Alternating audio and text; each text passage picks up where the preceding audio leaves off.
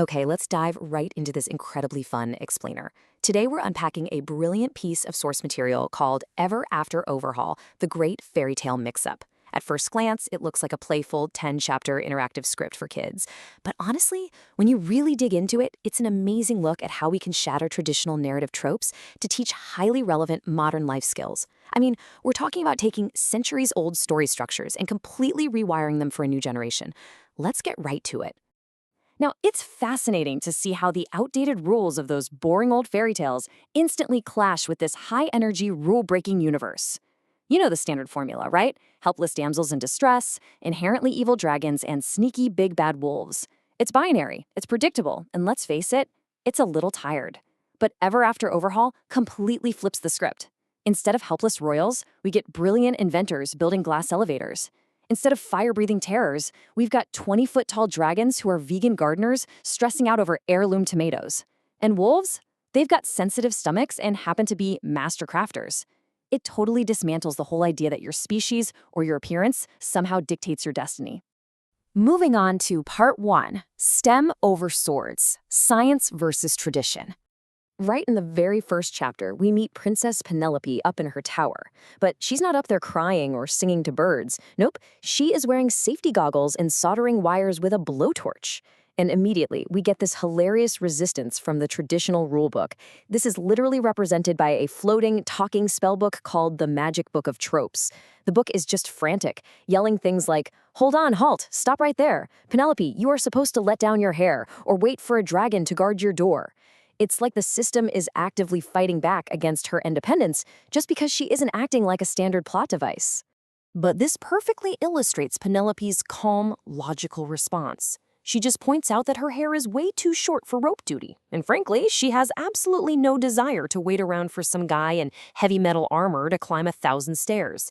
Instead, she uses structural physics and coding to engineer her way right out of that cliché. By wiring a copper coil to a magnetic levitation pad, she actually creates a sleek glass elevator, dropping this iconic line: "Modern solutions for medieval problems." She isn't fighting the system with a sword, you know? She's innovating her way out of it. Which brings us to Part 2, Emotional Intelligence, Empathy versus Roaring.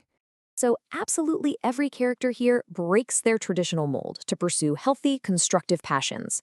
Take Barnaby the Dragon. He doesn't hoard gold. The guy hoards tomato seeds and practices yoga. Fang the Wolf isn't out eating sheep. He's a vegan who knits cable-knit cardigans and loves forensic analysis. And then there's Gort the Troll. He isn't some scary monster hiding under a bridge. He's actually a misunderstood, avant-garde mud sculptor who really just needs some friends. The narrative tension here doesn't come from your standard good versus evil setup. It comes from these characters just trying to live their authentic lives, while outdated traditions try to force them into little boxes. And you know what? This emotional intelligence actually becomes their greatest superpower. At one point, the crew is going through the labyrinth of stereotypes, and they hit this massive stone gate with a biometric security rune. Now, this thing is programmed to open only for someone with a high combat pulse, like a fierce warrior. But just look at how Barnaby the Dragon handles this. He steps right up, uses deep Zen breathing to lower his resting heart rate to this incredibly peaceful state, and literally hacks a combat-based security gate. The stone gate gets totally confused by the lack of aggression, detects high levels of tranquility, and just slides right open. Amazing, right? We get this fantastic narrative whiplash right here. Grumbles the gnome, who essentially acts as the kingdom's chief inspector of old-fashioned cliches, is furious. He demands traditional violence, shouting that they were supposed to use a battering ram to break the door down. But Wooly the sheep, who, by the way, runs an automated pasture tech startup, drops this absolute gem of wisdom. Tranquility opens doors that force never could. It just perfectly proves that working smarter and calmer is the real heroic act in this universe. Let's transition to Part 3. Teamwork solves the missing blueprint mystery.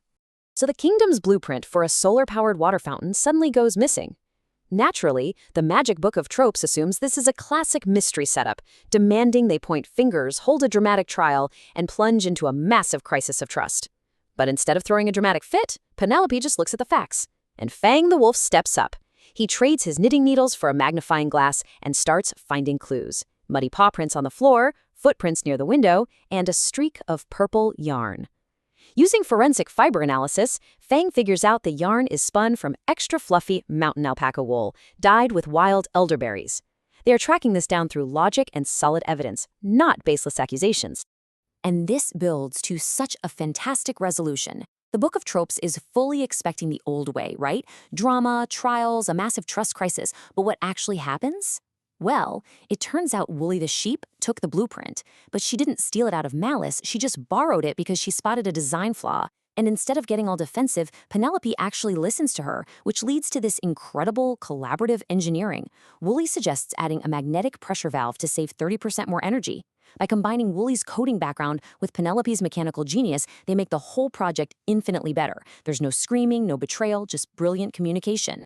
That takes us to part 4, the eco-fair climax, a sudden windstorm. This all builds up to the kingdom's first ever annual eco-fair, where a sudden 40-mile-per-hour windstorm threatens to ruin absolutely everything. Now, in a classic tale, this sudden storm would mean, I don't know, an evil witch had arrived, and everyone would just sit around waiting to be saved. But notice how they handle it here.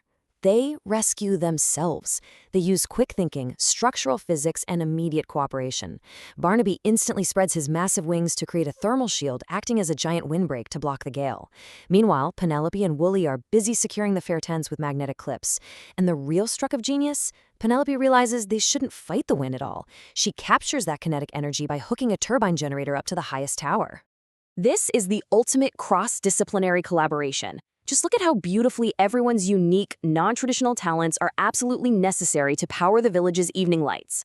Penelope and Wooly design and install the turbine generator. Fang the Wolf uses his knitting skills to create insulated covers for the electrical wires so they don't freeze in the winter frost. And Gort the Troll? He uses his massive strength and sculpting skills to carve heavy stone anchor bases to securely hold the turbine poles. Without every single one of them embracing exactly what makes them different, the kingdom literally stays in the dark. Finally, let's look at Part 5, Write Your Own Story, Updating the Rulebook. Back in the royal library, Penelope takes a golden fountain pen and permanently rewrites the royal rulebook. She writes this incredible line, and from that day forward, the kingdom thrived not through conflict and fear, but through innovation, empathy, sustainability, and teamwork.